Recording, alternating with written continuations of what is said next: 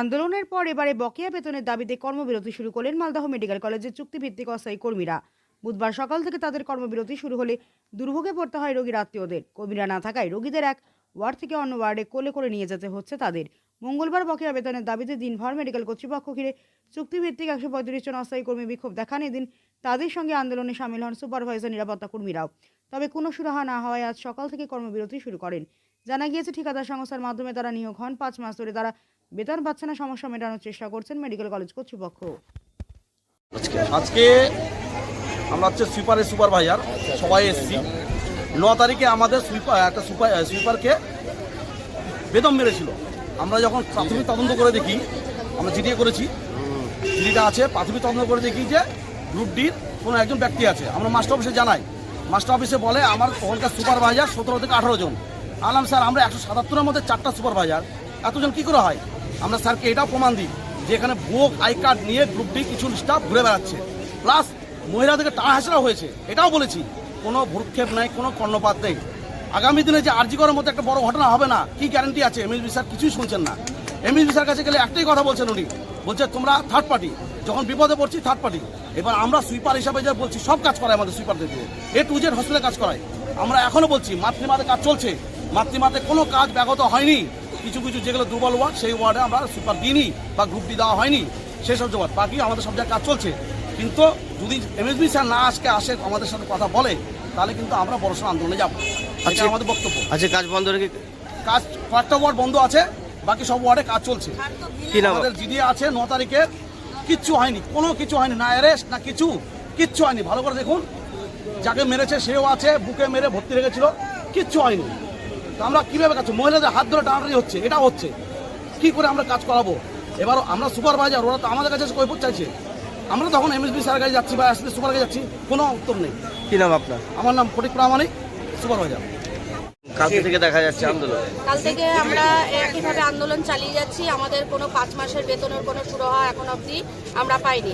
Plus PF, ESI, আমাদের উপরে, মেয়েদের উপরে টর্চার হচ্ছে। এখানে যে কাউকে বেতনের কথা বলতে যাচ্ছে, এখানে সুপারভাইজার বলে কেউ আরমান কোম্পানির এসে এখানে কাজ করছেন অফিসে। আমরা যদি বলতে যাই যে আমরা বেতন পাচ্ছি না, সেই ক্ষেত্রে আমাদেরকে 10 দিন অনিশ্চয়ভাবে বসিয়ে দেওয়া হচ্ছে। এক্সট্রা থ্রেট দেওয়া হচ্ছে যে তোমরা মেয়ে মানুষ, তোমরা বাড়ি যেতে পারবে তো। এইভাবে আমরা দুশ্চিন্তার মধ্য দিয়ে রাতের বেলা বাড়ি যাচ্ছি। ভয় কাজ করছে আমাদের মনে, আমাদের বাড়িতেও বাচ্চা আছে, মা বাবা আছে। এইভাবে যদি আমরা থ্রেটিং হই, তাহলে আমরা কিভাবে কাজ করব? বেতন তো কোনো সুরাহা হলো না। কালকে এমএসপি আমাদের আজ অবধি এখন আপনি সুরাহা দেয়নি।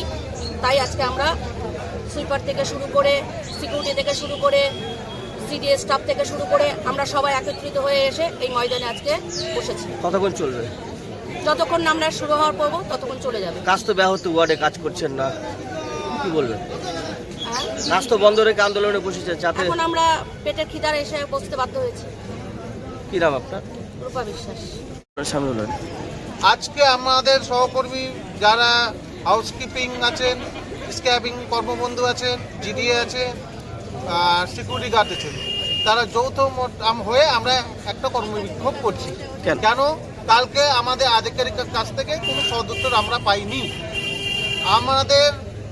আমাদের প্রাপ্য যে দাবি দেওয়া, আধিকারিকের কাছে আমাদের কোনো মূল্য নেই, মূল্যহীন। আমরা মানুষ, আমরা বন্ধু হোক, হাউসকিপিং হোক বা সিকিউরিটি গার্ড হোক, আমরা কি মানুষের মধ্যে পড়ি না? আমাদের সহকর্মীদেরকে একটা সুইপার ভারকে মারা হয়েছে, তার বিষয়ে আধিকারিককে জানানোর পর কোনো স্টেপ নেওয়া হয়নি। আমাদেরকে অন্যায়ভাবে 13 জনকে বসিয়ে দেওয়া হয়েছে, আধিকারিক কোনো সদুত্তর নেয়নি। 5 মাস থেকে কোনো বেতন দিচ্ছে না আমাদের সহকর্মীদের, না পিএফ, না ইএসআই, না বোনাস, কোনো রকম সুযোগ সুবিধা আমরা পাচ্ছি না। তাই আমরা যৌথভাবে আজকে বসেছি। যতক্ষণ সদুত্তরটা পাবো না আমরা উঠবো না। কাজ তো ব্যাহত হচ্ছে হাসপাতালে। আমরা জরুরি পরিষেবা বজায় রেখে বিক্ষোভটা চালাচ্ছি। মাতৃমাতে কতক্ষণ চলবে? এটা যতক্ষণ আমাদের সুরাহা হয়নি ততক্ষণ আমরা কন্টিনিউ করতে থাকবো। আপনার নাম? পিন্টু শেখ। আমরা যখন কাজে নামি আমাদের প্রচুরভাবে মেন্টালি টর্চার করে। মিনিটে 1000টা সুপারভাইজারেরা রেখেছে, 1000টা চেক করতে আসছে। না আমরা বাথরুম যেতে পারছি, না আমরা খেতে পারছি। মানে ওরা একটা খুদ বের করছে, যে একটা জনের খুদ পেয়ে যাচ্ছে সে কাজ থেকে বাদ, ওই সাসপেন্ড, ওই চলে গেল, তার পরিবর্তনে নতুন লোক নিয়ে নিল। আমাদের 135-এর মধ্যে নতুন লোক ঢুকলো কি করে?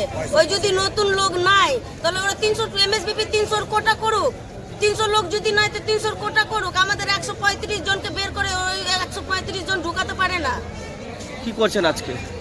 আজকে আমরা এই যে আন্দোলনে বসে আছি, আমাদের 7 দিনের কারো বেতন কাটছে, ফুল বেতন খাটার থেকে কারো 6 দিনের কাটছে, কারো 5 দিনের কাটছে। প্রচুর হালে মেন্টালি টর্চার করছে, ভয় খাওয়াচ্ছে, 50 বার ছবি তুলতে আসছে, কি নাম 50 বার বাথরুম যেতে পারছি না, আমরা খেতে একটু যেতে পারছি না, একটু চা খেতে পারছি না। আর আমরা 9টা থেকে 4টা অবধি আমাদেরকে ডিউটি করে দিচ্ছে, টাইম সিস্টেম করে দিচ্ছে। তার মধ্যে তো আমরা 5 মিনিট তো একটু বাথরুম যেতে পারবো আজকে কাজ বন্ধ রেখেছেন? না। আজকে আমরা কাজ বন্ধ রেখেছি। কি নাম আপনার? আমার নাম রীতা মল্লিক।